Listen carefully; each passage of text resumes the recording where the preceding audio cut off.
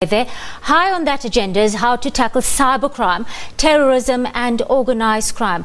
We chat to him now from Khartoum. Good afternoon, Njanji.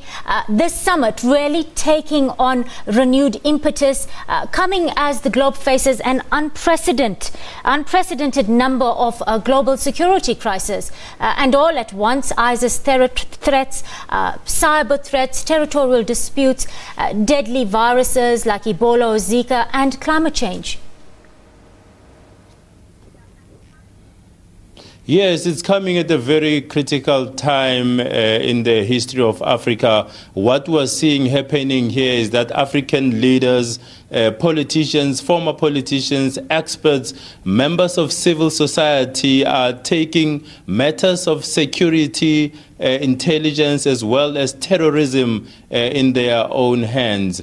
Earlier today, around midday, we saw the official opening of the Intelligence and Security Services Conference. The key address was made by the Sudanese President Omar al-Bashir, who expressed concern regarding the deteriorating security situation in South Sudan, their neighboring country, not very far from here. And he said that as long as there isn't peace and stability in South Sudan, the question of national security will remain quite sensitive here in Sudan, in Khartoum.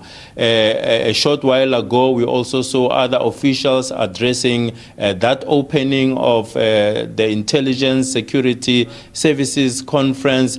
It has been attended by a number of security and intelligence officials from across Africa. What we also heard at the opening is that for the first time in a long time, we have members of the U.S. intelligence services, the CIA, that are also attending this conference here. So that says a lot about the softening of diplomatic relations between the U.S. and Sudan, Keshni. Njanji, has the question of how we can achieve a stronger and more effective response to terror been touched on at all? Because in Africa there is a clear lack of a collective approach in dealing with terror, which has increased the continent's vulnerability, and surely this points to a need for more cooperation, more knowledge and information sharing in the region.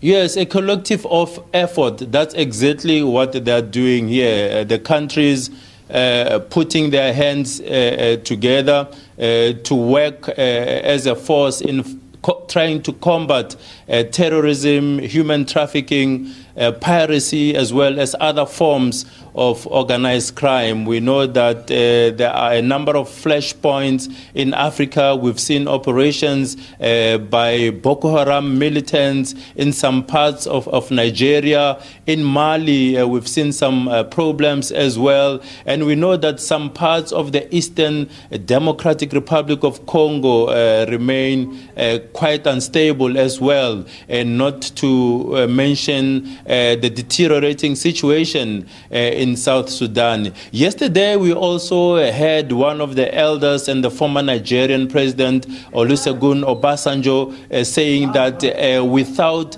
peace and stability, Africa will be denied its full potential. He was being very biblical during his address, saying that it's about time that there is lasting peace and stability in Africa, so that the continent can realize its full potential in terms of economic development and prosperity. Keshni. Njanji Chauke on the line to us there from Khartoum in Sudan.